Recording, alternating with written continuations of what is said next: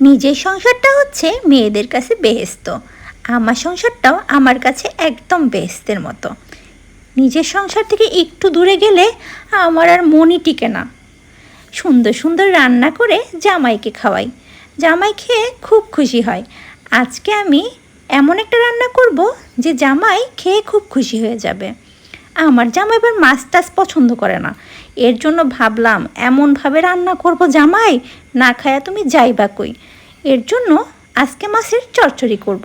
নিয়েছিলাম আলু, আলু দিয়ে দেশি মাছের চচ্চড়ি আমার আবার খুব পছন্দ, এই জন্য শুরু করে দিলাম রান্না। তাড়াতাড়ি রান্না করতে হবে, সাহেব এসে তো খেতে চাইবে। শুরু হয়ে গেল আমার রান্না বান্না।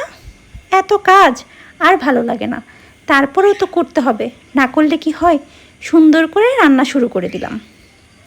রান্না করতেছি করতেছি করতেছি উফ, আর আজকে গরমটাও পড়ছে অনেক বেশি। এই গরমে রান্না করতে ভালো লাগে, কিন্তু জামাইকে তো আজকে আমি চচ্চড়ি খাওয়াই ছাড়বো, মাছ না খেয়ে যাবে কই। সুন্দর করে রান্না করব, মশলা বেশি করে দিয়ে, যাতে দেখেই মনে করে যে অনেক মজা হয়েছে, আর এটা ভেবেই সে খেয়ে ফেলে।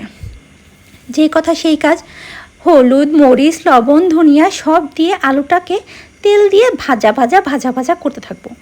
তারপরে কী করব, একটু ঢেকে দিব, তারপরে আবার একটু ভাজা ভাজা ভাজা ভাজা করতে থাকবো। উফ, ভাজা ভাজা করতে করতে আমি অস্থির হয়ে গেলাম। যাই হোক, এখন আমি দেশি মাছগুলো দিব। আর এই দেশি মাছ কোটা এত কষ্ট এত কষ্ট, তারপরেও কি আমার আবার দেশি মাছ খুব পছন্দ। এর জন্য কষ্ট করে হইলেও এই স্যাঁদরা ব্যাদরা করে কেটে কুটে নিয়েছি। এই যে কিছু চিংড়ি মাছগুলো দেখেন পরিষ্কার করেছি, সুন্দর করে ডলা দিয়ে দিয়ে পরিষ্কার করেছি, তারপরে রান্না করতে গেছি। উফ, কি যে কষ্ট। বড় মাছ হলে কিন্তু এত কষ্ট হয় না, কিন্তু এই ছোটো মাছ কাটতে কাটতে জীবনটাই চলে যায়। আচ্ছা যাই হোক, যেহেতু আমি ওই জামাইরে আজকে মাছ খাওয়াবো, এর জন্য আমার এই এত আয়োজন। আপনারাও কি এতটা কাজ করেন আপনাদের জামাইয়ের জন্য? আমাকে কিন্তু কমেন্টে অবশ্যই জানাবেন। এই দেখেন আমার হয়ে গেছে। ইস, কি যে সুন্দর লাগতেছে, খুব মজা হয়েছে মনে হয়।